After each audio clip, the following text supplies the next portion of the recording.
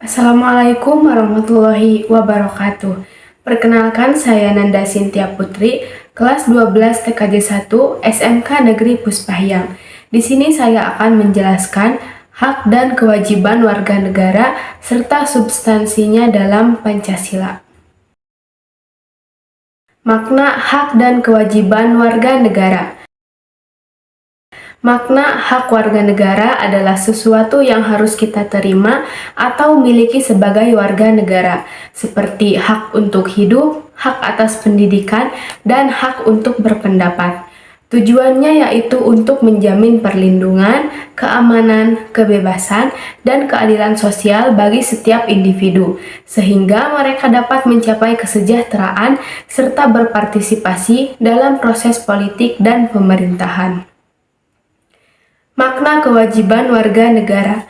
Makna kewajiban warga negara adalah sesuatu yang harus kita lakukan sebagai warga negara, seperti mematuhi hukum, membayar pajak, dan menghormati hak orang lain. Tujuan dari kewajiban warga negara adalah untuk menjaga ketertiban dan keamanan, berkontribusi dalam pembangunan negara, mematuhi hukum, dan menghormati hak orang lain demi menciptakan lingkungan yang harmonis. Substansi hak dan kewajiban warga negara dalam Pancasila. Sila pertama, ketuhanan yang Maha Esa. Hak untuk bebas beragama dan menjalankan ibadah sesuai dengan keyakinan masing-masing. Kewajiban untuk menghormati dan toleransi terhadap perbedaan agama dan keyakinan. Sila kedua, kemanusiaan yang adil dan beradab.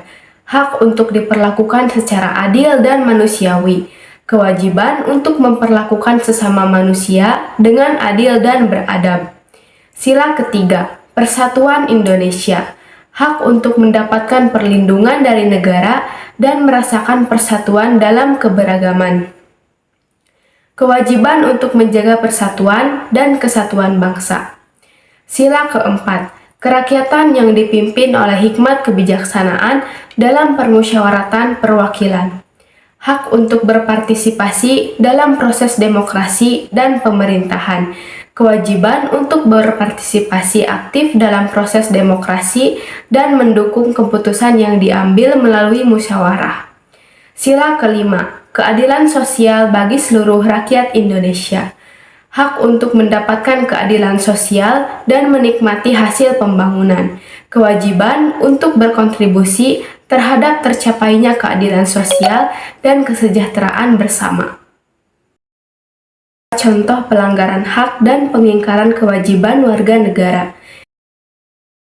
Yang pertama, pelanggaran hak atas pendidikan. Kasus ini di mana anak-anak tidak diberikan kesempatan untuk mendapatkan pendidikan yang layak. Misalnya, anak-anak di daerah terpencil yang tidak memiliki akses ke sekolah atau fasilitas pendidikan yang memadai. Yang kedua, pelanggaran hak atas kesehatan. Kasus ini di mana individu tidak mendapatkan pelayanan kesehatan yang mereka butuhkan. Misalnya, pasien yang ditolak di rumah sakit karena tidak mampu membayar biaya pengobatan. Yang ketiga, pelanggaran hak untuk tidak didiskriminasi. Kasus ini di mana individu diperlakukan secara tidak adil berdasarkan ras, agama, gender, atau status sosial. Misalnya, diskriminasi terhadap kelompok minoritas yang tidak diberikan kesempatan kerja yang sama dengan kelompok mayoritas. Selanjutnya beberapa contoh pengingkaran kewajiban. Yang pertama, pengingkaran kewajiban membayar pajak. Seorang pengusaha menghindari pembayaran pajak dengan memalsukan laporan keuangan. Hal ini tentunya menyebabkan negara kehilangan pendapatan yang signifikan. Pengusaha tersebut dikenai denda dan hukuman penjara. Yang kedua, pengingkaran kewajiban mematuhi hukum lalu lintas. Seorang pengemudi seringkali melanggar aturan lalu lintas, seperti menerobos lampu merah dan melebihi batas kecepatan. Hal ini tentunya dapat membahayakan diri sendiri dan orang lain, sehingga pengemudi dikenai tilang dan denda besar. Dan yang ketiga, pengingkaran kewajiban menjaga lingkungan. Sebuah pabrik membuang limbah berbahaya ke sungai tanpa pengolahan, mencemari air dan mengganggu kesehatan masyarakat. Pabrik tersebut dikenai sanksi hukum dan diwajibkan membersihkan pencemaran.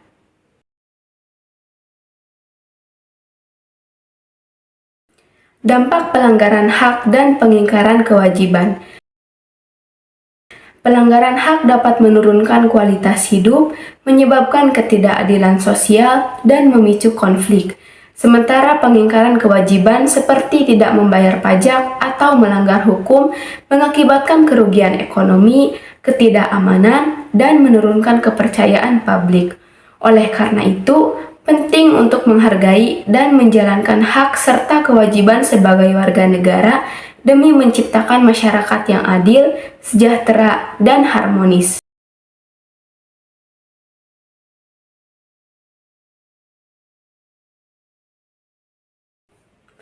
Untuk mencegah pelanggaran hak dan pengingkaran kewajiban warga negara, diperlukan edukasi dan sosialisasi tentang hak dan kewajiban, penegakan hukum yang tegas, peningkatan akses layanan publik, transparansi dan akuntabilitas pemerintah, partisipasi masyarakat dalam pengambilan keputusan, serta kerjasama dengan beberapa organisasi atau HAM. Dengan langkah-langkah ini, masyarakat yang lebih adil, harmonis, dan sejahtera dapat tercipta, di mana hak dan kewajiban warga negara dihormati dan dijalankan dengan baik. Baik, sekian video dari saya. Terima kasih. Wassalamualaikum warahmatullahi wabarakatuh.